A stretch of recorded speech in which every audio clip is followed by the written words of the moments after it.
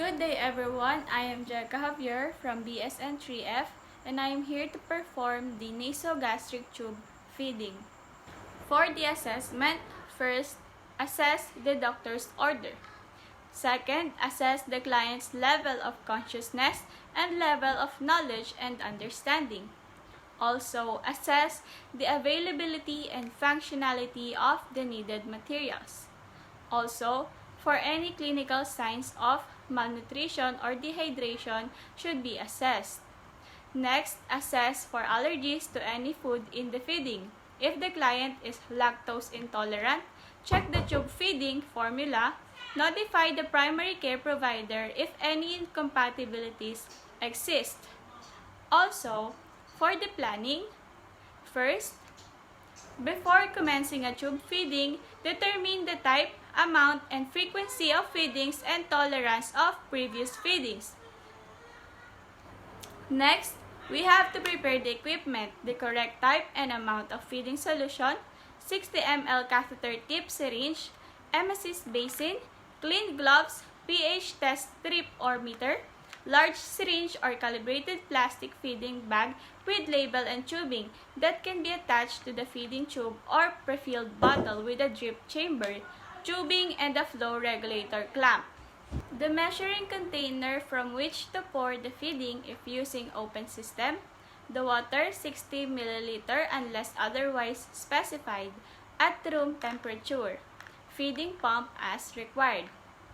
Next, for the implementation, for the procedure, next we have prior to performing the feeding, introduce self and verify the client's identity using agency protocol. Explain to the client what you are going to do, why it is necessary, and how he or she can cooperate to you. Next, inform the client that the feeding should not cause any discomfort but may cause a feeling of fullness.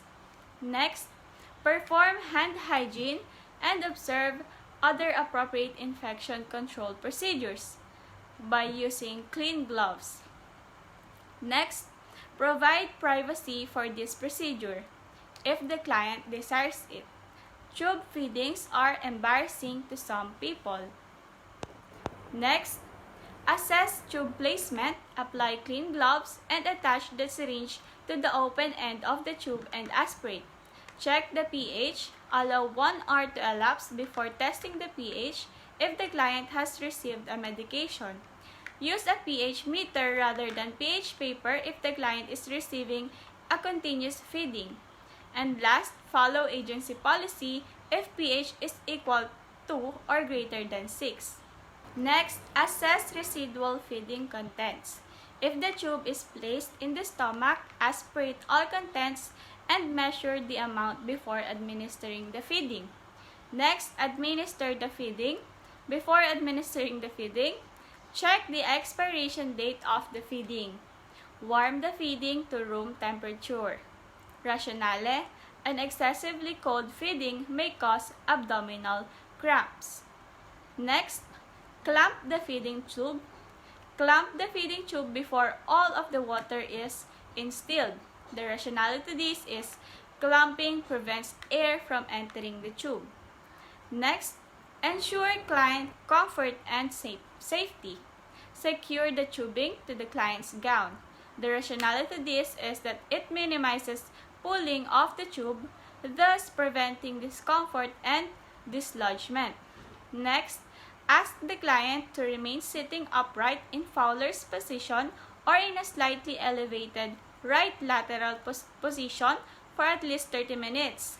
The rationale to this is that these positions facilitate digestion and movement of the feeding from the stomach along the alimentary tract and prevent the potential aspiration of the feeding into the lungs.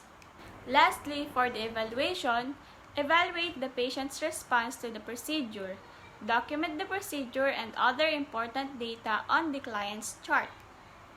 I am Jessica Javier. I will be your student nurse for today and I will be able to perform NGT tube feeding. So, okay naman po tayo ngayon? Yeah? So, mag-hand hygiene lang tayo, sir. Kamusta naman ang tubig na?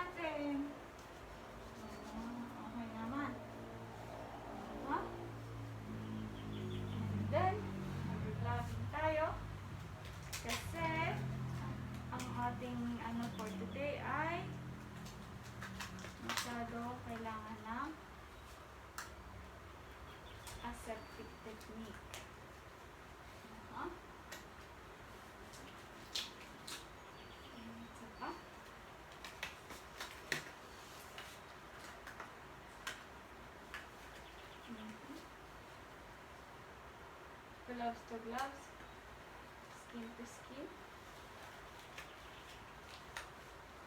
Kamusta naman ang ating okay naman. Wait lang ha. I-check lang natin. Luwa lang tayo ng